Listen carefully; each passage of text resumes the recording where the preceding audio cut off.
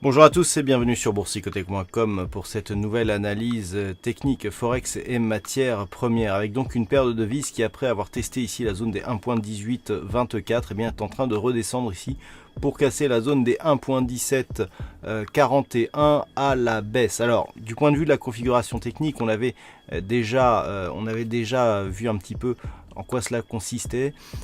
Le fait d'avoir eu cette zone ici en tant que support, que cette zone ici ait été cassée, qu'elle agit depuis en tant que résistance, montre que nous sommes ici dans une poursuite de dynamique baissière. Le fait ici d'avoir inscrit un plus bas significatif, le rebond technique qui est revenu donc valider cette zone, ancienne zone de support comme zone de résistance, le fait que l'on revienne ici sur la zone 1.1741 va dans le sens d'une poursuite baissière. Et donc si ce niveau ici était cassé à la baisse d'une manière assez rapide, ce qui semble être le cas puisqu'on est en train d'attaquer cette zone, eh bien la paire de devises euro-dollar pourrait accélérer d'une manière significative en direction ici des 1.1575. Je rappelle que avec les échéances à venir, avec notamment donc la BCE et la Fed qui vont s'exprimer en cette fin de semaine, le fait de casser ici la zone des 1.1518 à la baisse, eh bien validerait la poursuite du mouvement baissier sur la paire de devises euro-dollar. Pour invalider ce scénario, il faudrait passer durablement au-delà des 1.1825.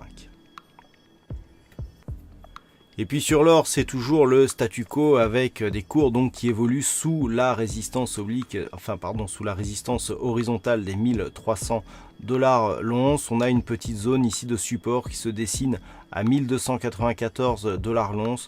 Donc on est sorti ici d'une dynamique baissière, mais pour une tendance neutre, avec donc ce range très peu volatile qui oscille autour de cette zone majeure. Donc pour sortir ici de ce mouvement, il faudrait soit casser une zone ici à 1301 $ l'once, ou alors repasser sous la zone ici des 1290 $ l'once. Mais pour l'instant, eh bien, on est totalement neutre sur le métal jaune.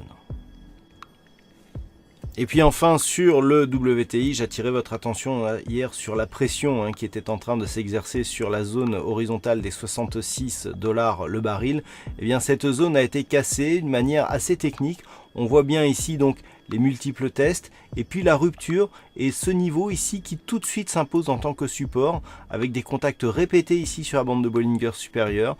Donc tout ceci constitue un signal de cassure qui tente à nous donner un signal d'inversion de mouvement, puisque on avait ici une impulsion baissière avec un faible rebond technique, nouveau point bas significatif.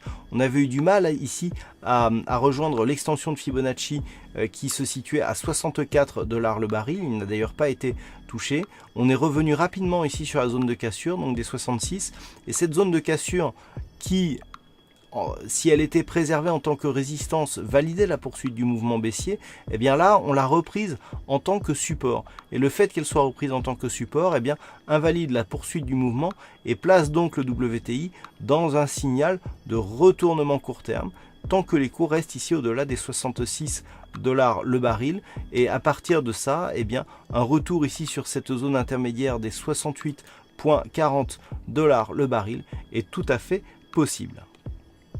Voilà donc ce que nous pouvons dire sur cette analyse technique Forex et matières premières. Passez une bonne soirée, de bons trades. On se retrouve dès demain pour d'autres analyses techniques, toujours sur le site boursicothèque.com.